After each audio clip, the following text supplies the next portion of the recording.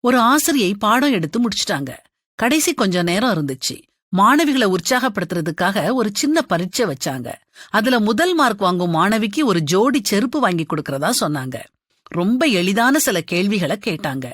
மாணவிகள் எல்லாரும் சந்தோஷமா பரீட்சை எழுதினாங்க. ஆசிரியை அவங்க விடைகளை பரிசீலிச்சு பார்க்கும்போது எல்லாருடைய விடைகளுமே சரியா இருந்துச்சு. ஆசிரியைக்கு யாருக்கு பரிசு கொடுக்கறது அப்படிங்கிற குழப்பம் உண்டாச்சு. கொஞ்ச நேரம் யோசிச்சுட்டு குலுக்கல் முறையில பரிசு கொடுக்கப்படும்னு சொன்னாங்க. எல்லா மாணவிகளையும் ஒரு துண்டு தாள்ல அவரவர் பெயரை எழுதி ஒரு பெட்டியில போடச் சொன்னாங்க. எல்லாரும் எழுதி போட்ட உடனே ஆசிரியை அந்த பெட்டிய குலுக்கி அதுல இருந்து ஒரு சீட்டு எடுத்தாங்க. அதுல தமிழ்ச்செல்வி அப்படிங்கிற மாணவியோட பெயர் இருந்துச்சு. அந்த மாணவிக்கு அவளுடைய கால் அளவுக்கு ஏற்ற மாதிரி அடுத்த நாள் செருப்பு வாங்கி தரதா ஆசிரியை சொன்னாங்க. அந்த மாணவி அந்த வகுப்பிலேயே மிகவும் ஏழை மாணவி.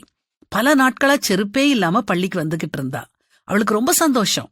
ஆசிரியை வீட்டுக்கு வந்தாங்க. கையில கொண்டு வந்திருந்த எல்லா துண்டு சீட்டுகளையும் எடுத்து பார்த்தாங்க. அவங்களுக்கு ஒரே ஆச்சரியம். எல்லா மாணவிகளும் தங்களுடைய பெயரை எழுதாம தமிழ்ச்செல்வியோட பெயரை எழுதியிருந்தாங்க. ஆசிரியை கண்ல கண்ணீர். இந்த நிகழ்ச்சியை கேட்டதும் எனக்கு ரொம்ப சந்தோஷமா இருந்துச்சு. மனிதாபிமானம் செத்து விடல. தன்னை விட பிறரை முற்படுத்தும் பிள்ளைங்களா, சுயநலமற்றவங்களா நம்ம வருங்கால சந்ததியினர் இருக்காங்க. இப்படி ஒவ்வொரு பிள்ளையையும் வளர்க்கறது பெற்றோர்களாகிய நம்முடைய கடமை. வளர்ப்பின் சிறப்பு மனிதத்தின் துளிர்ப்பு.